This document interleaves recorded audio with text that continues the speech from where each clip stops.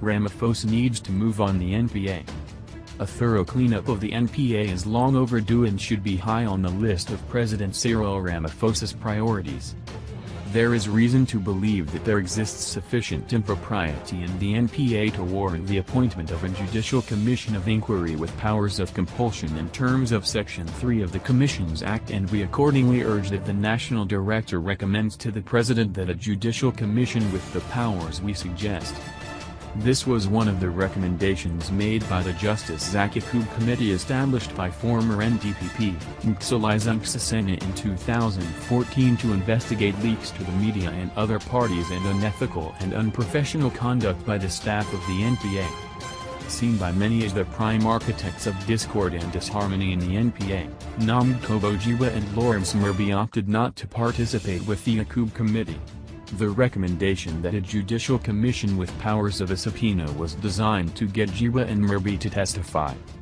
Jiwa and Murby were struck off the roll of advocates by the High Court in 2016 in an application brought by the General Counsel of the Bar.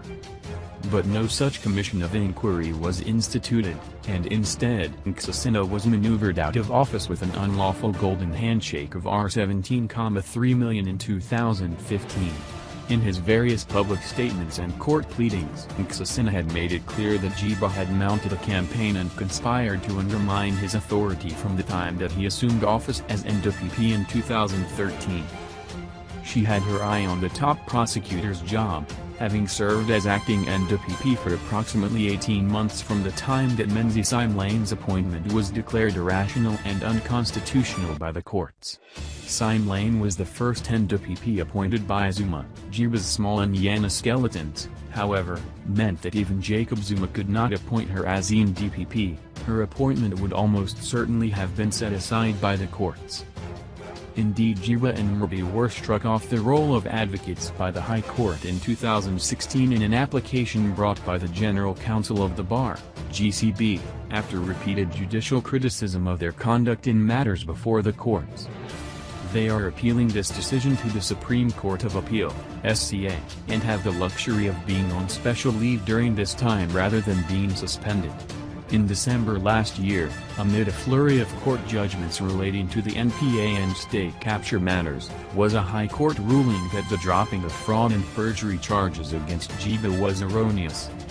The court ruled that the president should institute disciplinary inquiries into the fitness of Jiwa and Murby to hold office in the NPA. This order was suspended pending the decision of the SCA and the GCB striking off of the matter. However, the court went further and ordered that Jiwa and Murby be prohibited from performing any functions at the NPA or accessing the NPA premises while on special leave. The court was clearly at pains to prevent any further poisoning of the situation at the NPA by the duo. On being appointed as NDPP in June 2015, one of Sean Abraham's first orders of business was to withdraw the charges of perjury and fraud that were hanging over Namkobojiwa. Abrahams may have gotten the job that Jiwa coveted, but she was not about to let her power and influence diminish. Was Abrahams in the debt to Jiwa for getting the job? He had leapfrogged 4 levels, including several more senior officials to land the prize. A stroke of luck, a recognition of his precocious genius, or a sheep being herded into a pen? We now all know the answer to that. No wonder Sean the Sheep has danced to the tune dictated by Zuma, repeatedly aiding in delays that have prevented him from having his day in court. He stoutly defended Mokodimksha's irrational decision to drop the charges, until he, and Zuma, ran out of legal options before the SCA in September last year. Once the SCA ruled that Mksha's decision should be set aside, instead of immediately reinstating the charges, Abrahams acquiesced in letting Zuma make further legal representation on whether the charges should be revived. He was under no legal obligation to do so. The Constitution only says that he may do so. Zuma had already had one bite of that cherry when he made representations to Mksha based on the controversial spy tapes. Abrahams then appointed a team of prosecutors led by KwaZulu-Natal Director of Public Prosecutions, DPP, Moiponoko, to assess the representations and advise Abrahams. The team included the Eastern Cape DPP, Lungji Malitsi, Bloemfontein Regional Head, Alanisha Coetzee and senior DPPs Raymond Mathinjwa and Billy Downer. Downer led the prosecution of Shabashake and was vehemently opposed to MPA's flawed decision in 2009.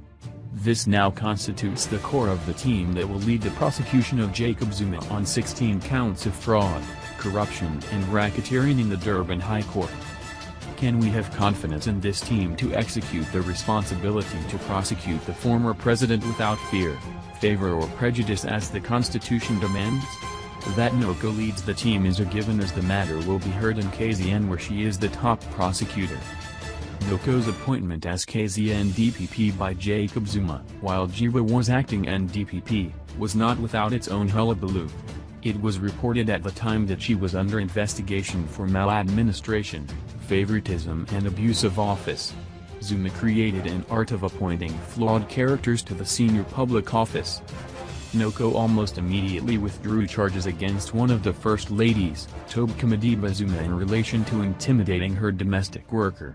That was followed by withdrawing corruption charges against KZN's Peggy Kanaini and Mike Mabayaikilu in the Amigos case involving Gaston Savoy and procurement irregularities at the KZN Department of Health. Kanaini was NPA for health at the time.